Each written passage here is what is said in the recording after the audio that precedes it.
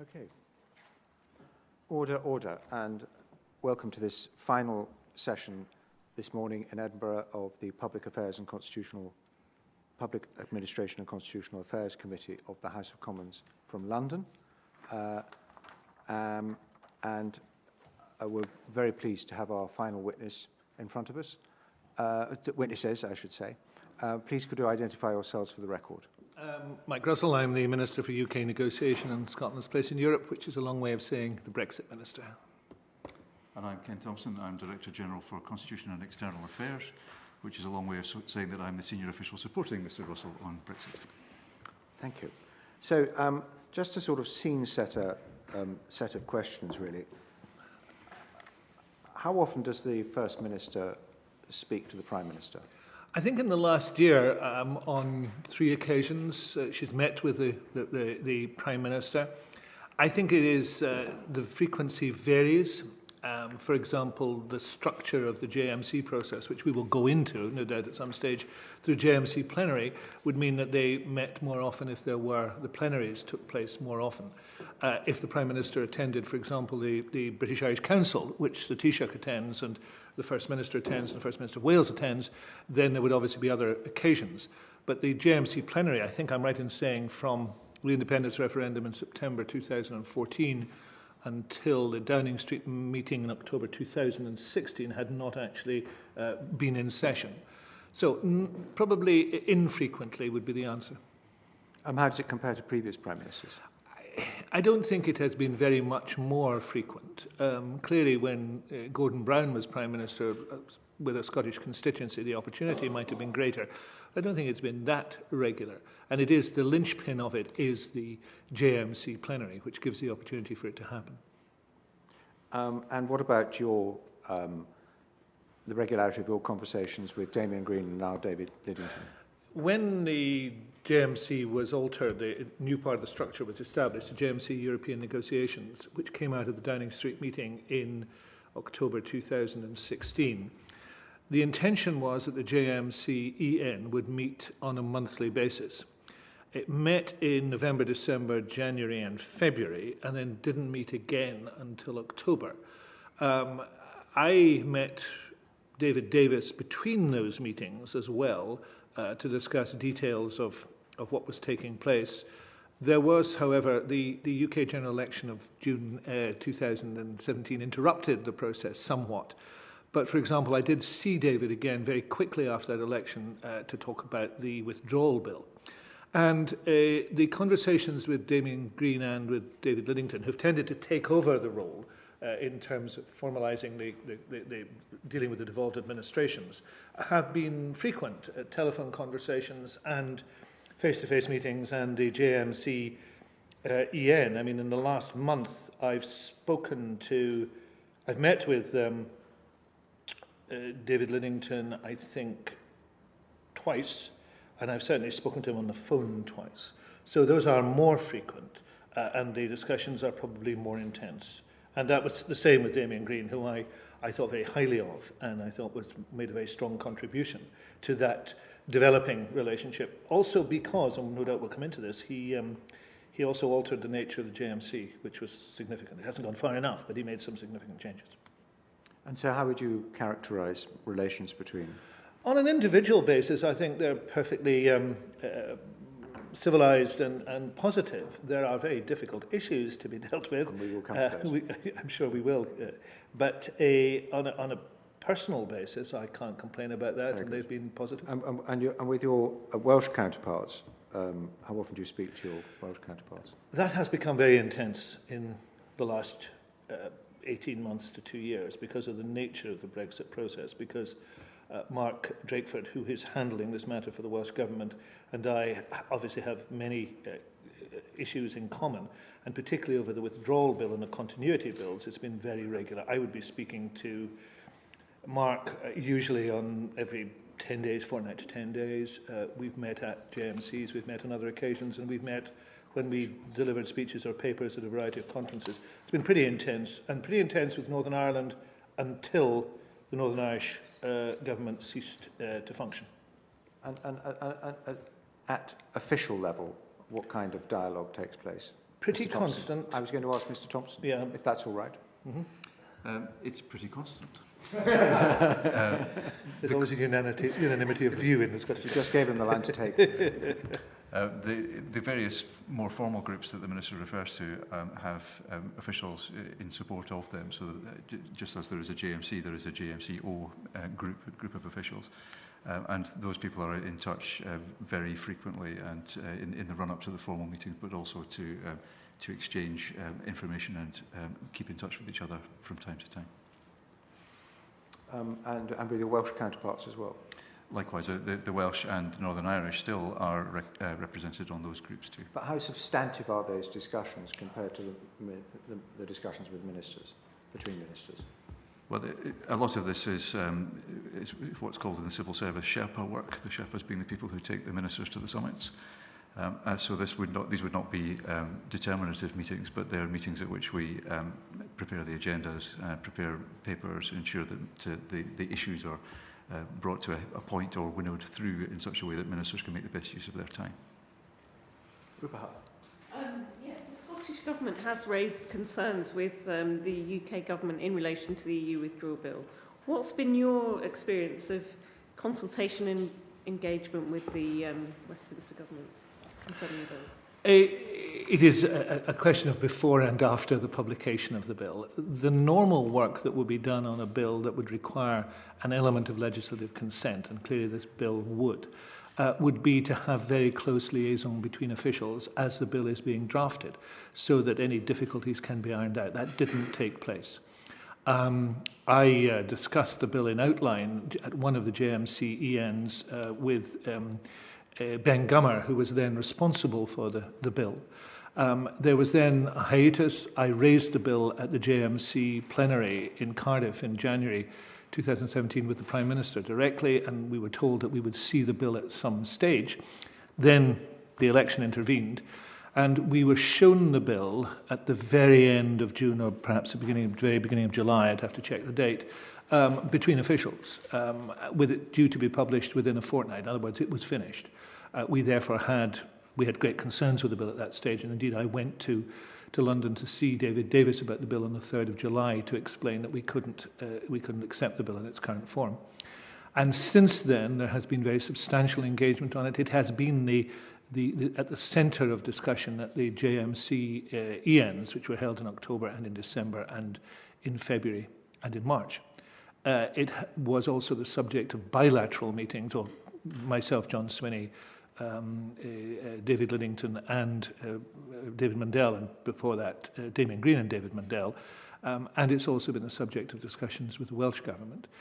We still do not have a resolution of the central issue around that bill, as you will know, although we have made substantial progress on some of the other issues surrounding the bill. So initially in January, then the election. Sorry, how long was it actually that you had prior sight of the bill before it was published? A fortnight.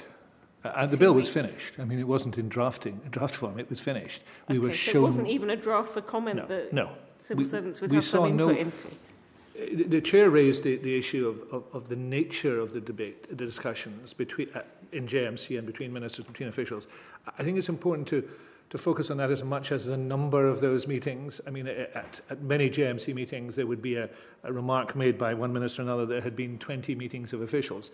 The actual quality of those meetings varied quite substantially, and there was a frustration that we did not know, and there's still a frustration, that we don't know what either the policy is or the thinking leading to the policy, and that applies to every area.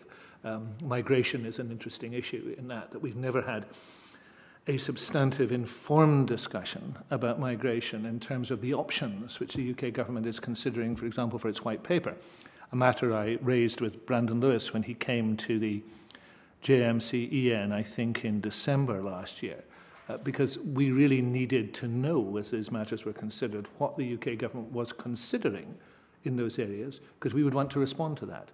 And that's really been the problem. It's been difficult to get the information is required to lead to a meaningful discussion, which I think Ken would probably be able to comment on too.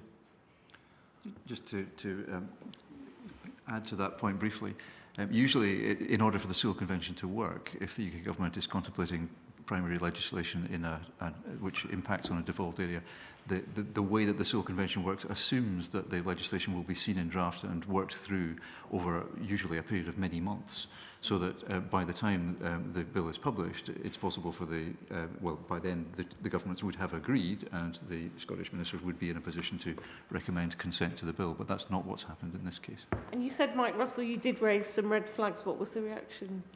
Well, so it's presented as a fait accompli, you're kept in the dark. When I remember the JMC EN, I raised this with Ben Gummer, and I suggested Ben came to Scotland and we sat down and talked about this, and it seemed a good idea, but it didn't actually happen. When I raised it with the Prime Minister, we all agreed, I think, in the JMC plenary that we needed to see the draft bill and we needed to see the timetable for the bill. That didn't happen. So when we saw the bill, there was then, an election intervened, and elections do intervene, but when the election intervened, and there was obviously not going to be an exchange of information, and wasn't even between officials, and so we then, after the election, started to say very quickly, we need to see this document. There's I think a letter from myself and Mark Drakeford laying out some issues for David Davis for the future after the election, but we didn't see it until I think it was the last day of June, and I think it was due to be published in the first fortnight of July, and I think its publication was put off. If I remember correctly, I think it was published on the 18th of July. But it was in finished form. There was no draft discussions, and that is a problem. Moving on. Kelvin Hopkins. Thank you, Chair. The Scottish Parliament's passed a continuity bill.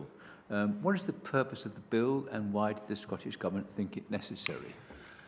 The purpose of the bill is to make sure that there is no cliff edge, there is no legislative uncertainty when Brexit takes place. I mean, it's no secret I don't support Brexit, but we have managed as a government to differentiate between the legal issues, the issues of ensuring that there is continuity of law, and the political and policy issues. And in this area, we were absolutely clear that there needed to be certainty for businesses and others. And our first preference was to give legislative consent to the UK bill. And it remains our first preference, because it's the clearest way to do it. But as we've not been able to reach agreement, both ourselves and the Welsh last year began to talk about anything we could do ourselves. And if we were not able to grant legislative consent through our formal processes, then we couldn't just leave it at that. We had to have something to come in to follow that. So that was the idea of both continuity bills, and those bills developed over a period of time. Our wish was that we wouldn't bring them. It's an odd thing in legislative terms to have a lot of work going on a piece of legislation, and I've been a minister in other departments, and I'm used to that process. But to all that work going on and saying we don't really want to do this. But eventually, timing back from Royal Assent and from the passage of the Withdrawal Bill, we felt we had to bring it. We took it through the Parliament on emergency terms. The bill contains a clause that allows us to essentially destroy the bill if we have to do so, if there is an agreement with the UK government. But it provides the legislative certainty, it provides the repatriation of the powers. It creates the circumstances in which powers are given to ministers, just as the UK bill does, but somewhat differently, I have to say.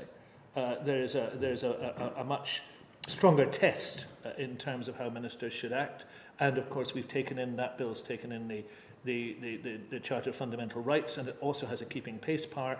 So it is our approach to taking these issues forward. And the bill passed 95 votes to 32 in the Scottish Parliament. There's then in Scottish legislation a month or so, 28 days, in which nothing happens, and then it can go for Royal Assent. That is to allow a challenge in terms of competence. That challenge has come from the Advocate General, and now it will go to the Supreme Court. The Welsh bill was also challenged, but I understand as part of the agreement they've reached with the UK government, that reference will be withdrawn. And interestingly, how soon before publishing the bill did you share a draft of the bill with the UK government? We only shared it on publication or a day before publication. Now, that is not normal, but we've got ourselves, I'm afraid, to the stage where there is a very substantial lack of trust on both sides. And I think both of us regret that. But we did not trust the processes for that bill to go into the system and for it to emerge unscathed, so we did not share it. It was a kind of quid pro quo for the British central UK government's decision not to show the withdrawal bill to you until it was finalised.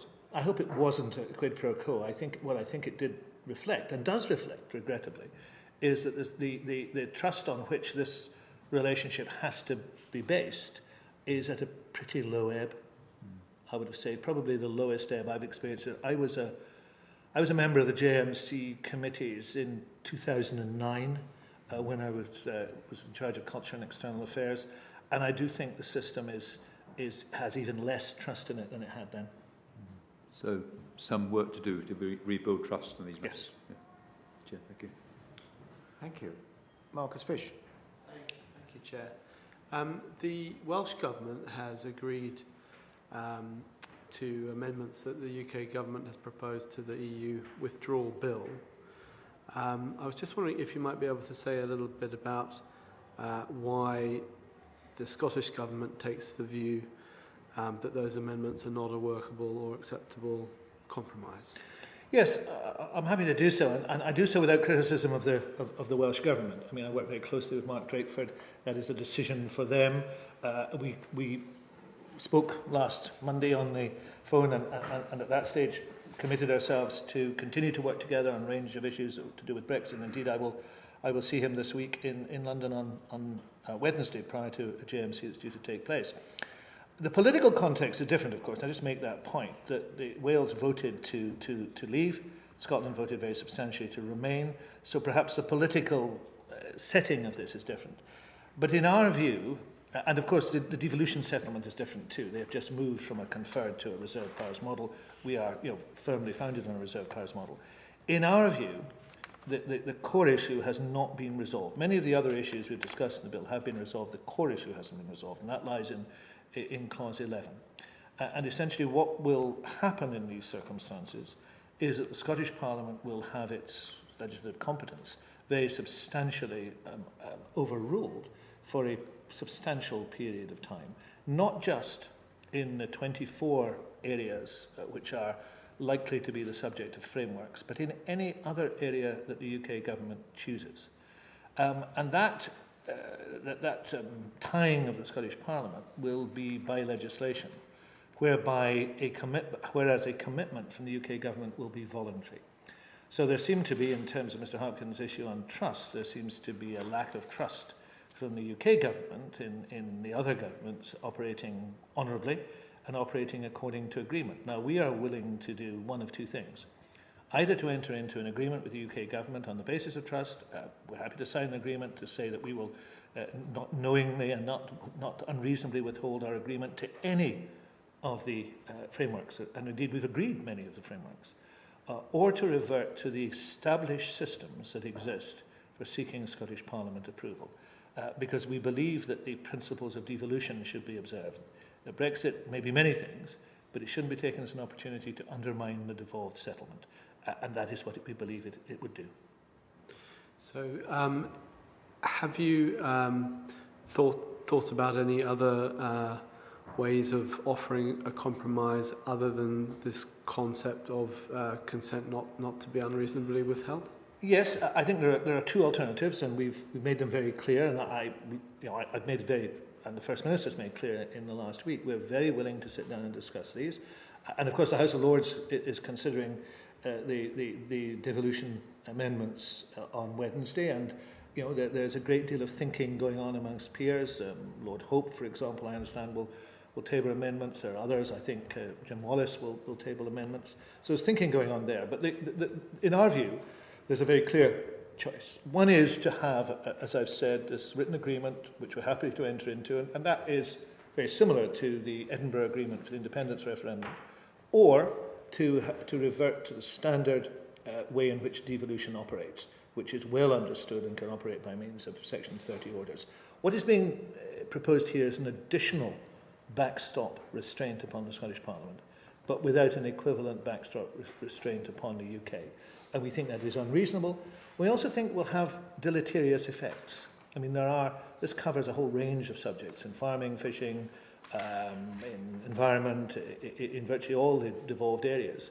And we believe that this will be not in the interests of the Scottish people.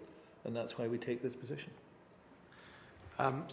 So when you think about your concept of how this might be able to work, what effect do you think that would have on the balance that is currently there in the devolution settlements? And I'm thinking in particular, how would you think about solving, I guess, the English question about how we make sure that particular regional English interests, for example, are taken into proper account in these matters of having to set common frameworks? Yeah, the UK has an established constitutional framework, and devolution is the established constitutional settlement, the settled will, Donald Dewar called it. So we have to operate with that. Now, if parts of England wish to have a different settlement, it is, I'm not in a position to comment upon them. I do speak as somebody who was born in Bromley, which is not a hotbed of Scottish nationalism, but I've long since given up, any view that I should have an opinion on that. From our perspective, there is an established settlement. For our perspective, that is what should be allowed to work, and it should not be undermined. And it is being undermined by this proposal. And that's a position we have taken. It's a position we took with the Continuity Bill that had a very substantial support in the Scottish Parliament. We are now about to take through the legislative consent, a revised legislative consent memorandum through the Scottish Parliament. We start that tomorrow, and the other parties will come to their view on it. But this is an issue about ensuring that the powers of the Scottish Parliament, as established, can continue. I think the best way for these relationships to operate is on the basis of trust, and it is on the basis of being able to work as equal partners. And of course, that was very much the rhetoric that came out of the independence referendum in 2014. That if the Scottish people do not vote for independence, there would be, a partnership of equals.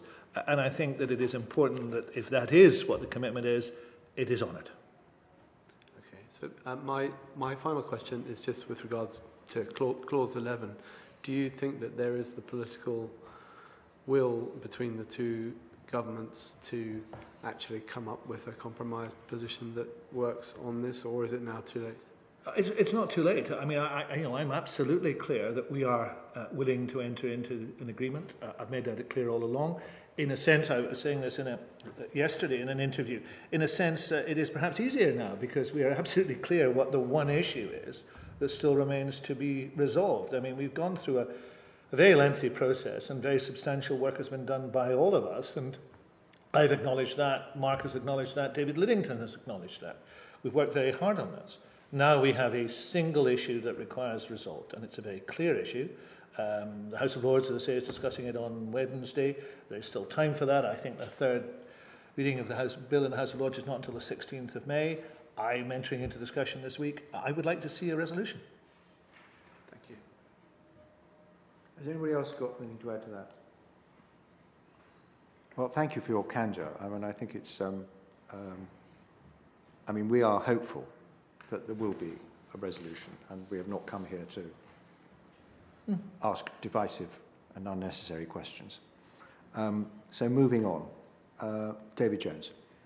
Mr. Russell, as you're aware, the devolution settlement as currently framed confers powers upon the Secretary of State for Scotland to make directions requiring the Scottish Government either to take actions or to desist actions in order to ensure compliance with the United Kingdom's international obligations. It's likely, of course, that there will be many new international obligations that the UK government will enter into post-Brexit. To what extent are you concerned that this power may have to be exercised, and what is your view as to the likely consequences politically, as opposed to constitutionally, of the exercise of such powers? Well, I would hope that it didn't have to be exercised, because I would hope that the discussions we were able to have about the interests of the various parts of these islands could be resolved amicably between us. But the point, if I may say, Mr. Jones, is a very good one, because it is one that illustrates that there is already a power that exists within the Scotland Act to tell the Scottish Government to do something. Now, I can't pretend I like that. but I acknowledge it exists, and that is part of the devolution settlement. And until the devolution settlement changes, then that won't change. What is, I believe, in Clause 11 being attempted is another backstop power, to add to that backstop power, so that there's another way of ensuring that the Scottish Government doesn't do something. I think that's what we object to. I'm not, in any sense, trying to overturn the existing constitutional settlement. That may be something I'd like to see happen, but that's not what we're doing in the negotiations. What we're trying to do is to ensure that we deliver something that's workable. Now, I would hope sense, negotiation and trust will produce circumstances in which there is an agreement. There will be issues, particularly trade issues, where there will be a substantial difference of opinion between Scotland, between Wales, between Northern Ireland and between the rest of the UK. It is important that those are talked through in a sensible fashion, as happens elsewhere. It does happen, for example, in the Canadian system. Admittedly, it's a federal system, but it does happen in that system that the provinces which have responsibility for certain items are involved in those discussions. If you look at the Canadian treaty with the EU, it was required for those provinces to be involved in those discussions, and it was the EU that required it, so that there was a sensible set of outcomes. And that's what we need to aspire to. But if we believe that inevitably there will be a need to implement things in that way, that might be self-fulfilling, and I don't want it to be. Do you see the need for new formal structures to be put in place in order to accommodate this new relationship that the UK will have with the rest of the world? I can see the need for structures to be put in place. I can see a pressing need to revisit the relationships so they are put on a better and I support a statutory footing. That's why I think the contribution that the Welsh Government made last year in the publication of their paper was very helpful. Brexit is, whether you support it or not, and you and I are on opposite sides of that, but respectfully disagreeing with each other, Brexit creates a hugely changed set of circumstances.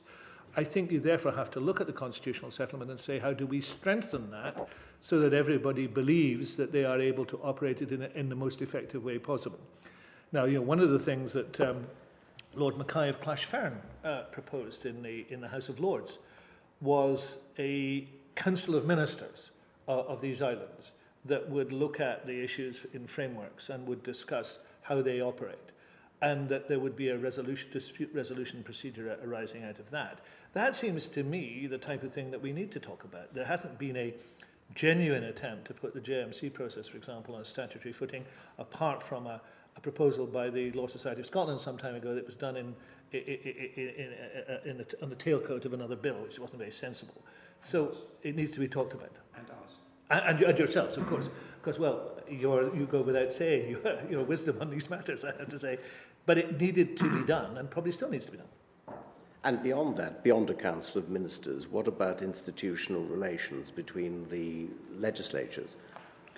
Well, I think that's important too, but we won't get there if a lot of if the proposals presently being discussed essentially create the circumstances as the current amendments that the UK government is bringing in the House of Lords this week give, that even if the Scottish Parliament votes against something, it is taken to be consent.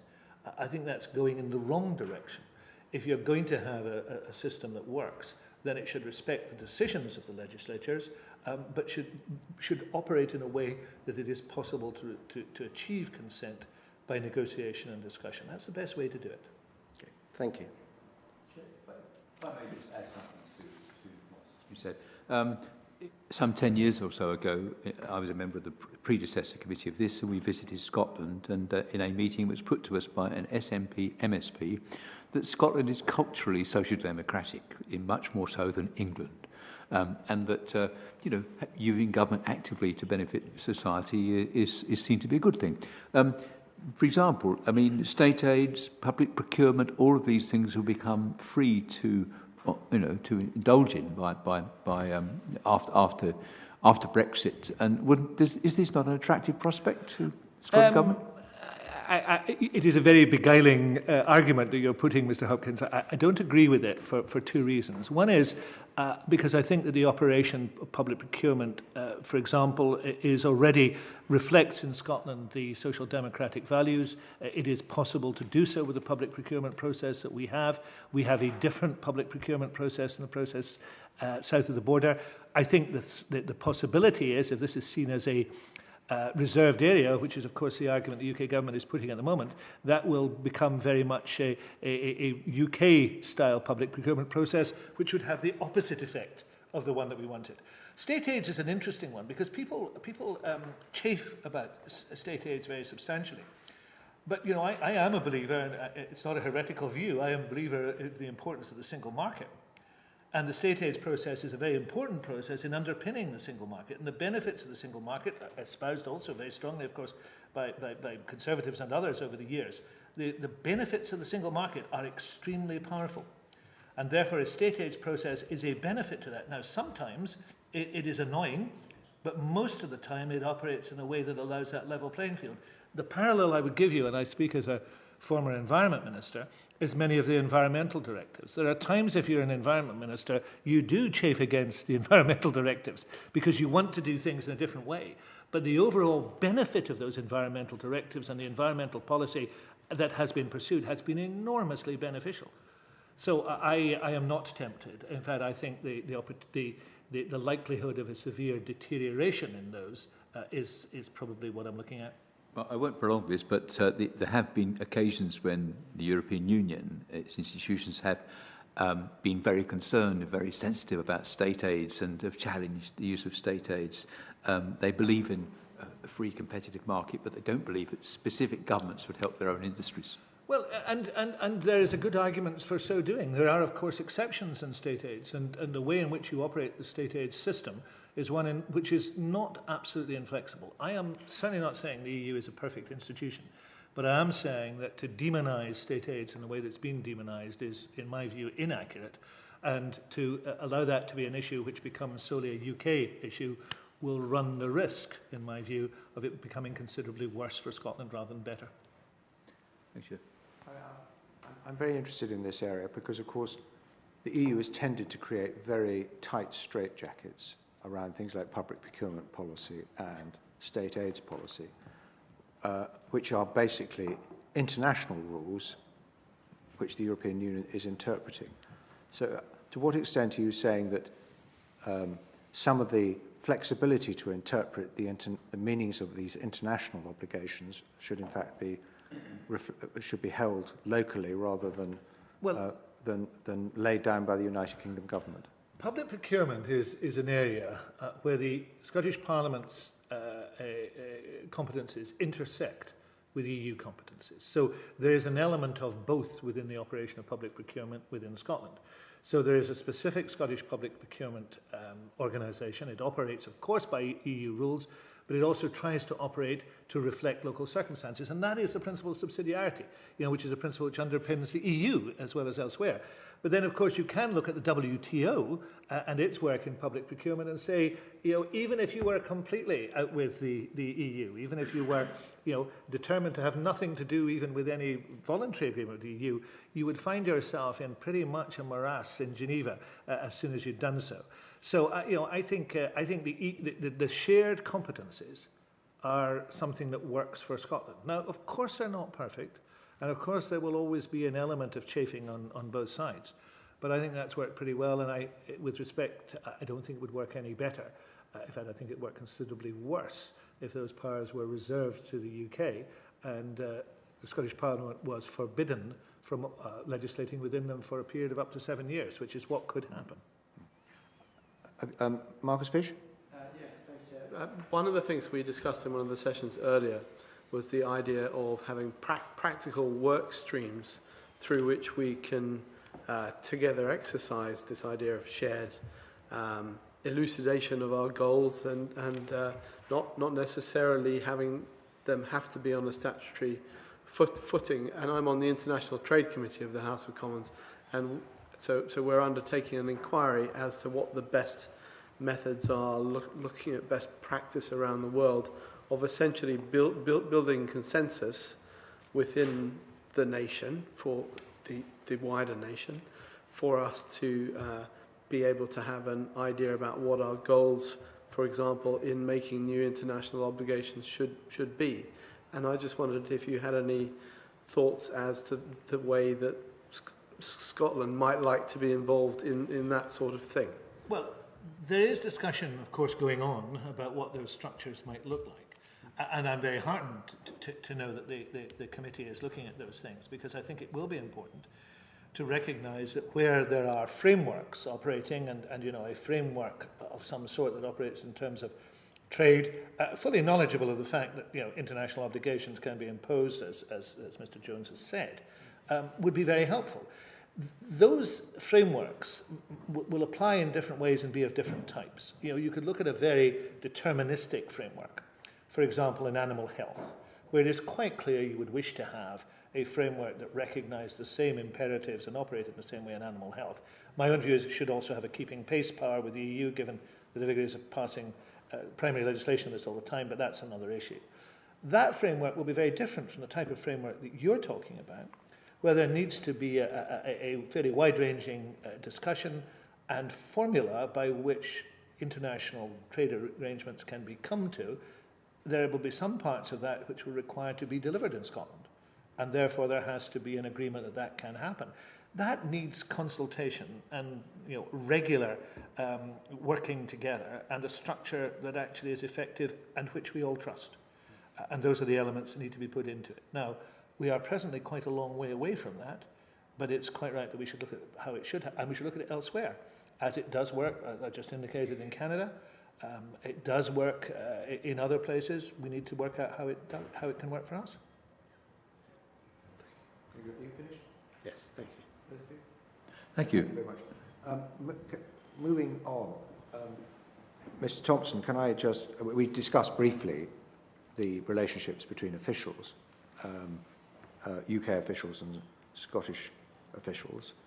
Can I press you a bit more on that? Because at a meeting of Perm Secs, the Scottish Permanent Secretary, Leslie Evans, gave what she has described as, and I quote, a pretty frank presentation on behalf of the three devolved administrations about our experience of working with the UK government on EU exit and the challenges and opportunities ahead.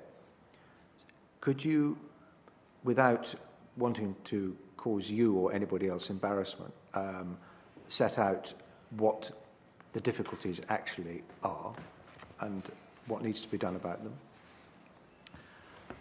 It's an interesting question. I think you'll have gathered from what the Minister has said that there are substantial areas of disagreement between the governments, and part of the purpose of the work that officials do is to ensure that we can be frank about those, both as to the substance, which we've been talking about, but also as to the process. And the process is challenging for all of us, in part because of the asymmetry that one of your previous witnesses referred to. So the UK government is a much larger organisation or set of organisations, and it has to deal with a larger range of issues on any one day. So expecting it to be everybody in it to be fully conversant with all of the detail of the devolution settlement or the issues that arise between governments would be unrealistic. But it is important for the system as a whole to have the capacity and the understanding within it to be able to focus on these issues where they do arise and make sure that we don't start from the wrong place, because that makes it harder to get to the right place. So what you're saying is that knowledge and understanding of what devolution actually is and how it operates is actually hampering the discussions, because you have to start meetings by explaining some very basic things. That can be the experience. There are quite a lot of things that we do to build that understanding and capacity. The Cabinet Office runs a programme called Devolution and You, which is designed to spread that awareness around. We second staff to each other. And on Friday, in fact, in Edinburgh, the policy profession had a Four Nations conference with people from the UK government, the Scottish government, the Welsh government, and the Northern Irish executive, sharing our experiences and approaches to a range of policy challenges not limited to BrExit.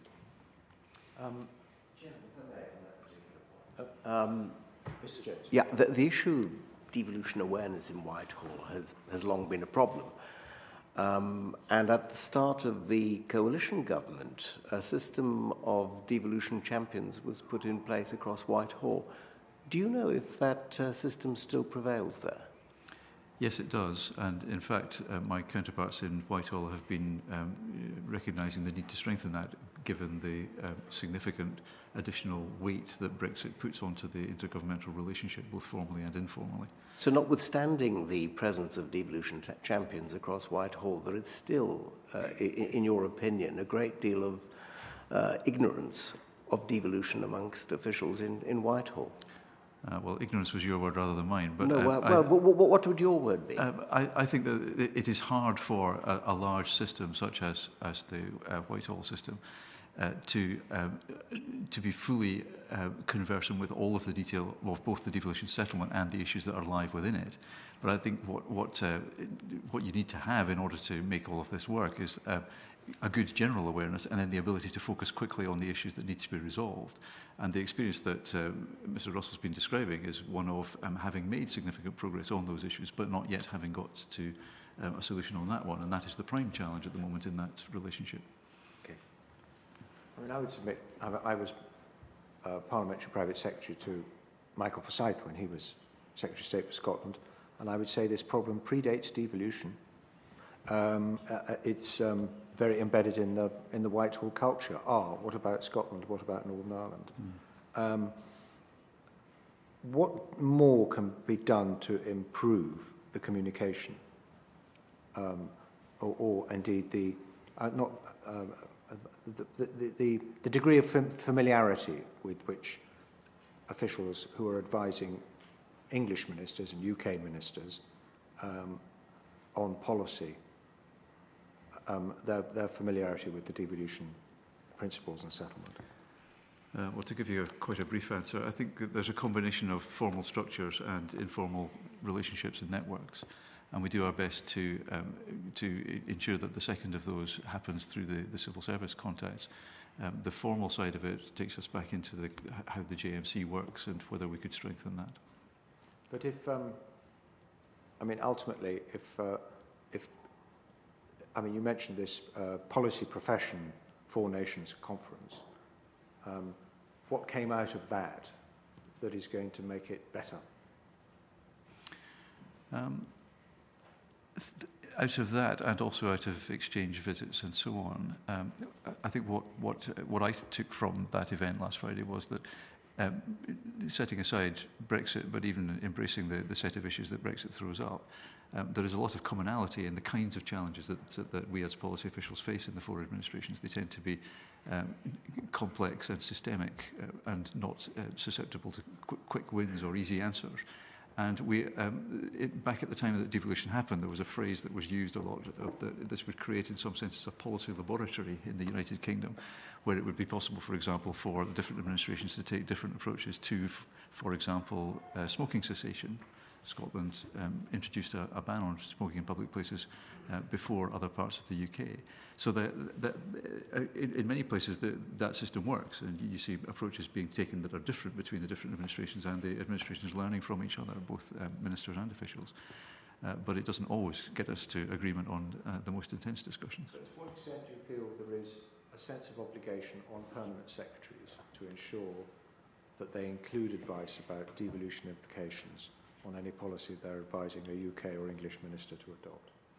I would be surprised if that wasn't the case, especially in the departments in Whitehall that have the most salient devolution issues. So where does it fall down? Where does the lack of attention come from? There are two things that can get in the way of making progress and reaching agreement. One is lack of knowledge and familiarity with the issues, and that can usually be resolved if you can get the attention of people focused onto it.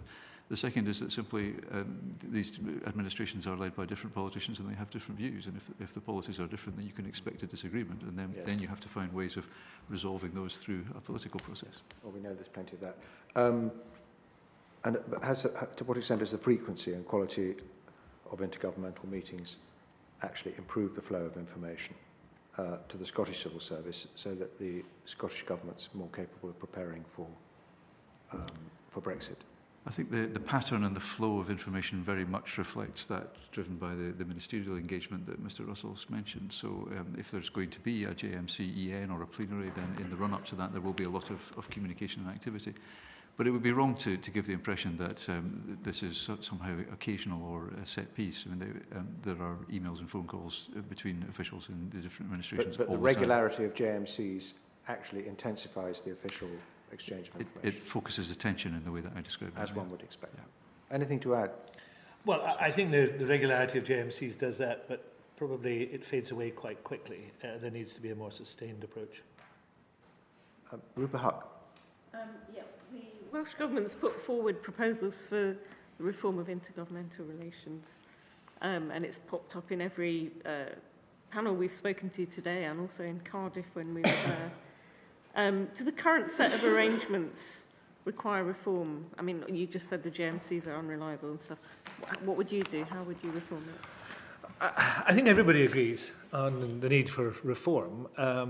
This committee has agreed on that. Every parliamentary committee looked at it. Huge amount of academic study on this. And there have been very small reforms that have helped the process a little. I have to say that Damien Green slimmed down the JMC, quite substantial JMC EN, from what it had become. There's a tendency for UK ministers to attend, and more UK ministers to attend. It actually, I think, works best if it's a comparatively small ministerial meeting. Ideally, one from each of the devolved administration. Northern Ireland always has two, of course, and then the equivalent number of UK ministers. It doesn't help if it spreads beyond that.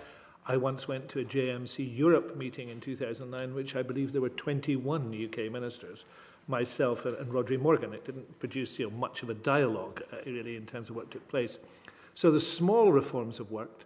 I think there now needs to be, and I commend the Welsh paper, I think there's lots of good things in it, now needs to be some determination to produce a reformed JMC system that can stand the processes of Brexit and go beyond it. That will require the UK government to want that to happen. I think that there is an indication that the Welsh government and the Scottish government are very keen to have reform. I haven't seen any equivalent desire from the UK government to have that reform. And of course, there is a difficulty with Northern Ireland. The previous, there was a revised memorandum of understanding which was to be implemented, which was never able to be implemented because they couldn't get agreement in Northern Ireland. So there's that issue to resolve. But it does need to be resolved. Also, just an aside, historically, do you know why it is that we as Westminster parliamentarians were not allowed to have this meeting in the Scottish Parliament? I don't know. History or something? I don't know, but okay. I'm sure we can find somebody who does know. Yeah, no, it just seems a bit anomalous. We were able to go to the separation between government and Parliament is such that I would not have the answer to that. Okay, I mean, it's not your fault. We do actually meet in the Cardiff. Right. Yeah, well, I'm unaware of that, but no doubt an answer. But I mean, I think to be fair, I think there's some reciprocal arrangements we could offer to the Scottish parliamentarians. You're welcome anytime. Which we are working on. But anyway, carry on. How would you see dispute resolution when the two arms, three arms, whatever? How would that? Would it be ACAS, relate? I mean, how would you? That has always been the most difficult element in the JMC, because essentially, presently, dispute resolution means that the UK government get to decide. So it's not even-handed. The JMC equally doesn't meet outside London. I think it's met twice outside London, both times in Cardiff. The agenda is usually essentially agreed by the UK government. There needs to be a much more equitable process. Maybe an independent secretariat would help. Dispute resolution, it is very difficult to see because the concept of Westminster parliamentary sovereignty gets in the way of dispute resolution and equitable dispute resolution. I think that requires a lot of discussion because without some discussion of that, then we won't get a dispute resolution that's satisfactory to the devolved administrations. Presently, that undermines the whole process because at the end of the day, you can't really get anything out of it if you come to a disagreement. Right.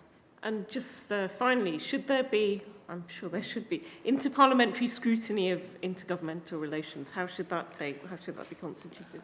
And there is an element of that in the Scottish Parliament. I report from each JMC. I would write to the relevant committee, telling them it's taken place and what has been discussed, and I'm often questioned upon it. And indeed, in terms of BrExit, I have taken to reporting to the Chamber from time to time on key developments and would continue to do so. And that is, I think that does require to take place. It would be interesting. I mean, I know there are informal meetings now between some of the parliamentary committees. You yourselves, I think, have taken part in those. I think that would be interesting to see how those could develop. I think this one's mine as well. Well, can I just intervene on just one thing? We were talking a minute ago about the Welsh Government proposals for reform of intergovernmental relations.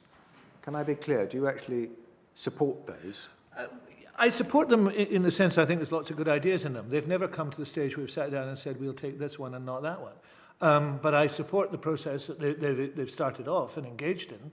There are elements in them, the idea of a Council of Ministers, I think is absolutely right. When you come to issues like qualified majority voting, I'm not against that, but I'd want to spend some time considering it. And there are issues for the Westminster Parliament more than for ourselves. But I think they have started something very well. Unfortunately, it hasn't yet been taken up by the UK government as part of the process of change. Thank you. Rupa Huq. Yeah, this committee ran an online public forum to canvass public opinion. I think it was 1,300 responses or something like that in advance of this session. And a staggering, I think the figures have been slightly manipulated to take out spoiled responses, but 98% of all respondents indicated that the UK and Scottish governments and parliaments do not successfully work well together, and only 0.1%, tiny fraction, indicated that it's all working harmoniously. So what can be done to develop and rebuild, maybe it was never there, build in the first place, mutual trust and respect between the Westminster and Scottish legislatures? I think you would have to see that as a part of a wider issue. I mean, there's a survey today that is published in terms of confidence in the UK political system. The lowest confidence in the UK political system is in Scotland. It's at 16%. At London, I think it's 41%. So there's a very substantially low confidence in the UK political system. In surveys, the Scottish government gets a much higher rating all the time in terms of what it should do and trust in it in the UK government. So there's an issue in there that is part of the processes of our times. Devolution has been part of that process. I think it is possible to envisage a better set of arrangements through formal arrangements between the governments, through a JMC process. That has never worked. And perhaps we are all at fault for allowing that to continue for 20 years, knowing that it is deeply flawed and it is not satisfactory for anybody. I mean, I have never heard from any colleague in Scotland or in Wales satisfaction with that system. So it is a matter of reform of that system. Now, maybe BrExit is the impetus that needs for a radical reform of that system. But there also needs to be an understanding that for the devolved administrations, they see that as being a system in which 4 countries sit down and come to an agreement together. They don't just go to London and after a meeting, then it's a foregone conclusion. I'm very delighted to see you here, but you yourselves know, and you're seasoned. I know that the chair is a seasoned traveller to and from Scotland. For me to go to a JMC EN in London is considerably more difficult, for example, in the Welsh to go to a JMC EN in London, and much, much more difficult than the UK minister going to a JMC EN in London. That needs to be factored into these processes as well. So we have some issues to resolve. And it would give some confidence, perhaps, if we were seen to be attempting to resolve them. If I may, Chairman.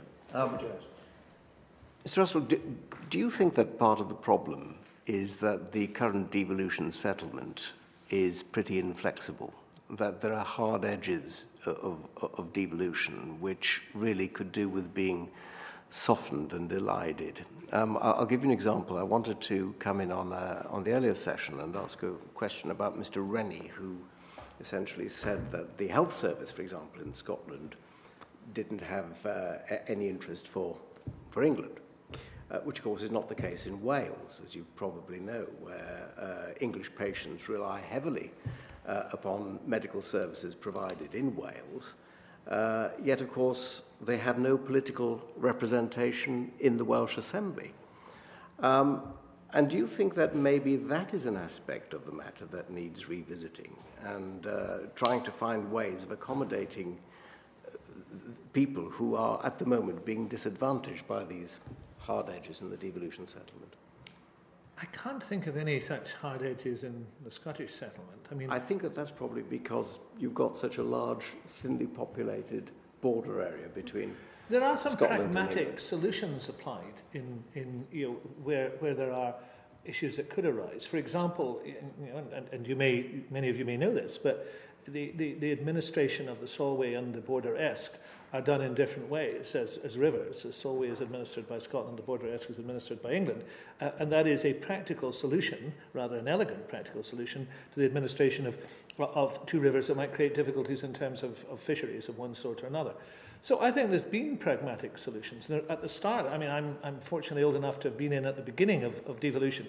And at the start of devolution, there was a lot of work done on cross-border bodies so we would understand how things worked. I actually think the opposite might be true. I think we need to be clear exactly what and codify exactly what the relationships are. And because we have a reserve powers model that is clear, we should stick to that.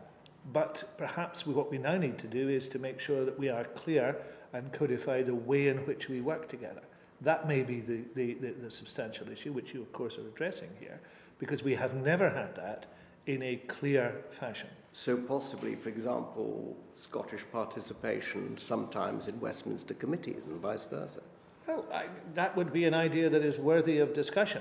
And equally, when Scottish Parliament committees ask Westminster ministers to appear in front of them to discuss issues, that should be seen as something worth doing.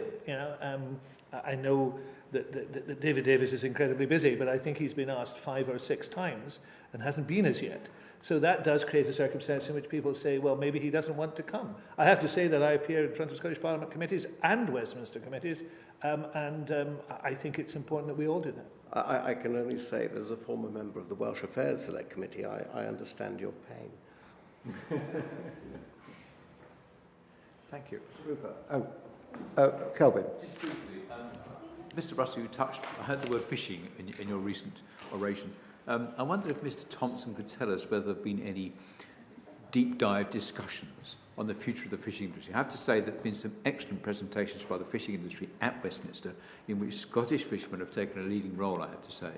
And fishing after the CFP strikes me, and from these presentations, that we could solve all the problems thrown up with the CFP and have a much better fishing industry for everyone concerned. Have there been any discussions, Mr. Thompson? Am I allowed to respond as well?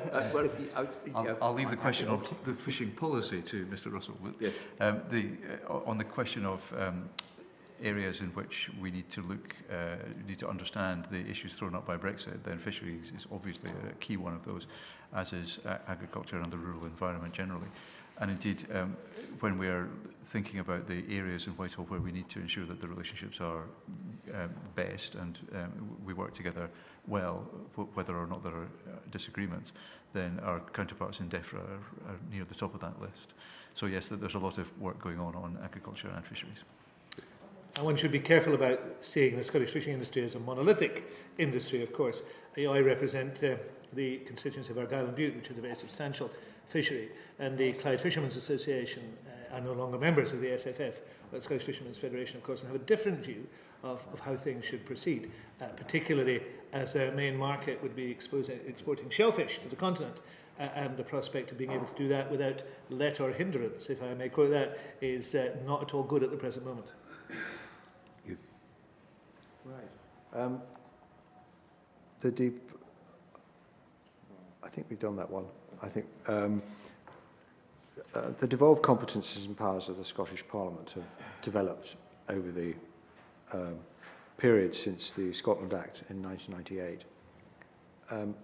Assuming, well, until such time as you achieve your desired goal, which is Scottish independence, do you have a vision of how devolution should operate as part of the United Kingdom?